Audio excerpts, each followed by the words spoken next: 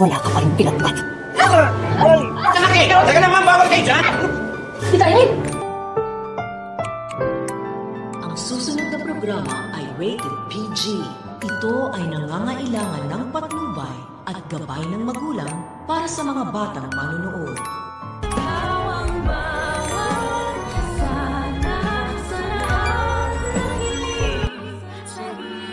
Naiintindihan ko na kung bakit nagawa mong lahat ng ito.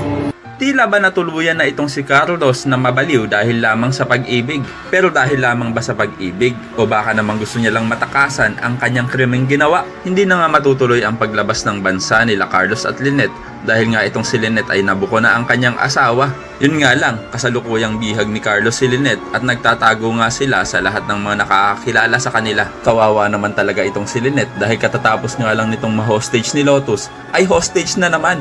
Ano to? Only hostage? Pero wag ka, makakaisip ng paraan itong si Lynette upang kalagan siya ng kanyang asawa. Dahil maiisipan ni Lynette na mas maganda siguro kung uutuin niya si Carlos at magkunwari siyang nauunawaan niya ang ginawa ni Carlos dito kay Irene. At naiintindihan din umano ni Lynette ang pinagdadaanan ni Carlos ngayon. At kunwari nga ay tatanggapin ni Lynette ang inabot sa kanyang sandwich nitong si Carlos. Pero ang totoo nito ay hindi ang tinapay ang gusto niya talagang makuha, kundi ang pinaglalagyan nito na plato. At ito ay bigla-biglaan na lamang na ipupukpok ni Lynette sa ulo ni Carlos. Aba-aba, sabi nga ng mga viewers sa live kanina, ay mukhang nangangamoy amnesia na naman. Napakababaw naman yata ng dahilan kung magkaka-amnesia itong si Carlos. Isa lamang plato, samantalang dapat ay bukol lang ang kanyang matatamo. Pero wag tayong pakakampante dahil alam naman nating itong si Derek ay laging may pa-surprise na kunwari ay paniniwalain tayo na ito ang mangyayari. Pero hindi naman pala. Anyway, sa pangalawang pagkakataon nga ay tatakasan ni Lynette ang kanyang asawa. Sana naman ay hindi na siya mapigilan pa ni Carlos at tuluyan na nga siyang makapagsumbong sa mga otoridad.